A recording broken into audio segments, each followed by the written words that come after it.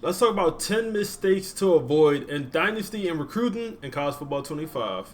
If y'all enjoy the content, like, comment, subscribe, check out my social medias, Twitch as well. The first thing you should avoid, this may sound crazy, but keeping athletes on the offensive side of the ball. Unless it's a quarterback, in my opinion. Unless it's a quarterback that you really like.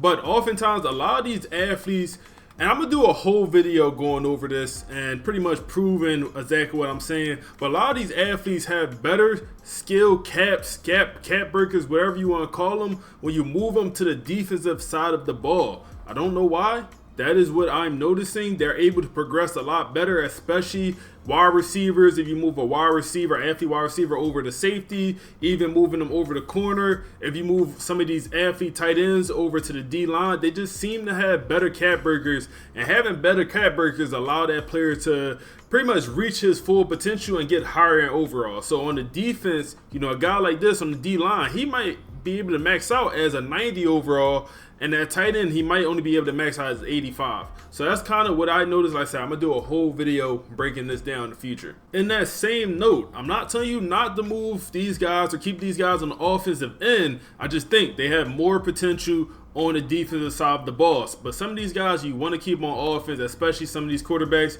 because the athlete quarterback is going to be the best quarterback in the game, in my opinion. So in general, you want to recruit as many athletes as possible. Here we obviously went crazy. We got a full recruiting class full of athletes, 4 stars and 5 stars. I don't say go this crazy, but you know, I think athletes are by far the best archetype, whatever you want to call them, in this game. Next thing you should avoid is relying on training results, man. If you know anything about this game, training results are super random during the off season, man. Super random. It's kind of frustrating. You'll get an elite development quarterback who has, you know, good cap breakers, and sometimes that player will not develop. So I would say do not rely on don't rely on this off season training, man.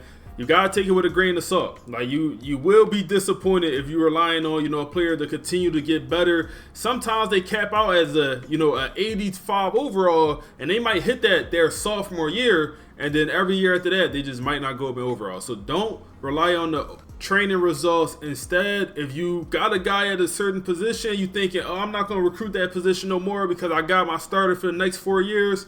Do not go by that, man. These guys will cap off lower than what you think. So I say do not rely on these off-season training, man. Next is a pretty obvious one, but deal breakers. Just be very conscious of deal breakers in this game, man. I say 3 main ones to look out for is going to be playing style. That's probably the most important one, man. If you see a guy with playing style deal breaker, you might not even want to add him to your board. Like, unless he looks good, you might not want to add him, because that playing style could change like a snap of a finger, and he could no longer be interested in your program. So be conscious of that playing style deal breaker. I also say brand exposure and championship contender are 2 other deal breakers that change throughout the season. And then also playing time, man. Especially if you have, you know, too many players at one position on the board, that player may lock you out for playing time. So that's another thing to kind of be conscious of. Make sure you're not going after some of these guys with these crazy deal breakers. Another thing, don't over recruit these guys, man. Like, we got some guys down here on the board. We are the only school to offer this guy a scholarship. Dean, he's a 4-star, you know, a la Alabama. We already have the great pipeline boost. We're putting in 50 hours. Honestly, 50 hours might be too much. Like, at this point, if you're a smaller school, obviously we Georgia, we got a lot of hours. The program don't matter. If you're clear out a winner for a guy, you don't need to put in that many hours. Like, if you're this far in the league, you can put the soft sell on, and if you need to use those hours elsewhere, feel free to do that. Go ahead, you know, use the hours on another player. And same thing with, you know, some of these other guys. This guy, we're so far in the lead, we don't need to put 75 hours into this guy. We can remove some hours. You know, we could probably go all the way down. I would probably say still do the hard sell in this situation. Not sure I'll feel comfortable just soft selling, because I do see the other school coming in. But just realize you don't have to go all out for some of these guys. Wake Forest, we got a big advantage against Wake Forest. I would probably just consider just doing the soft sell, going after some other guys, and slowly getting this commitment, man. Or the other strategy, if you just want to go max out, try to get the commitment as fast as possible and move on to the next guy, I totally get that. But I kind of like to do a little bit of both. Depends on the situation. Sometimes I like to reduce the hours and use those hours elsewhere to go at another guy right now. My next tip is don't be scared to go after a bust, especially if you're a small program, man. Right here, we got a bust, Rudy. He's a 4-star. His stats look good to me. Like, they look pretty good. 88 on the strength. He's an agile right guard. 75 on the run block. 71 on the pass block. Like, his stats look solid. Especially at the O-line, I'm taking any bust, gym, whatever at the O-line because they usually develop pretty well, man. I don't know what it is. The O-linemen in this game develop, I feel like, the best out of any other position. So if they're on the O-line, I'm taking it regardless, especially if you're a small program. If you got a player that busts as a small program, you should almost view it as, well, this player is going to be easier to get because oftentimes these bust players do not be recruited as heavily as either the gyms or they're just the normal guys. So I definitely would pursue a bust as a smaller school. And the only thing is really affecting they probably gonna have impact on normal development trait. They still could have star, super rare. I've seen it a couple times. They still could have star, but you could also assume that cap breakers are not going to be ideal, which is fine. If you're a small program, they still might be able to be a day one starter for you. So don't just, write off these bust prospects, especially as a small school. Our next thing to avoid is recruiting outside of your weight class. And we look here, we got Coastal Carolina. In this situation, I would borderline say they are recruiting outside of their weight class, man. Obviously, this guy's from North Carolina, which is close to Coastal Carolina. So this is probably why they're in the race. But when you're a small program, obviously, you can go at the 4-stars. You can go at the 5-stars. You're a 1-star school. I don't suggest going after the 5-stars if you're a 1-star school. I know I'm going to get the comment. Jaden, you tripping. I'm a 1-star school and I signed 1 5-star. I signed 2 5-stars. At what cost? At what cost? So I get it. It's fun. But I don't suggest it. If you're a 1-star school, the most I suggest you going after is 4-stars. But going at the 5-stars, you're going to strike out more times than not. So I just wouldn't suggest it. Obviously, you could do it.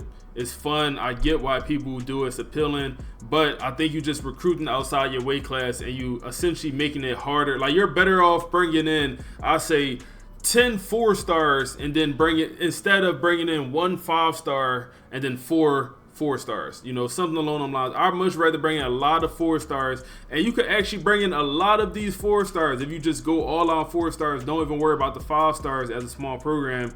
So that's kind of my suggestion. If you are going to go at the 5-star, reduce it to 1 in-state guy, something like that. So also it's the realistic piece of it, that's on my mind as well. But at the end of the day, do whatever's going to make it fun for you. Next thing I want to talk about is your coach. And obviously we're Georgia. We got a, crazy head coach build right here. But you don't want to just spend your coach points all willy-nilly. Right here we got this crazy elite recruiter build that's all centered around bringing in whatever prospect I want. And with this build, I actually can. I already dropped the video on it. I believe I signed 27 5-stars with this build. But point is, have a strategy. Like, actually plan out where you want to pitch your hours. Like, maybe you want to go into architect. I think architect is probably the best category in my opinion because it allows you to pretty much unlock more cap breakers. So I really do love the architect, one of the best abilities in this game. You got to win 4 rivalry games, which is not too terribly difficult, over 4 years, 3 years, 2 years, depends how many rivals your school have. But kind of have a plan for it because you cannot reset this. If you mess up, you mess up. You gotta create another head coach or go to whatever you gotta do. But so just be very conscious of what you want to do with your head coach, and just have the build in mind, and just don't go randomly and picking this, picking that, because by the end of it you may regret what categories you went down, because some of these categories are not very good, man. I'll say that some of these are not very good. My next thing to avoid is overvaluing overall versus ratings, especially at some of these specific positions like cornerback.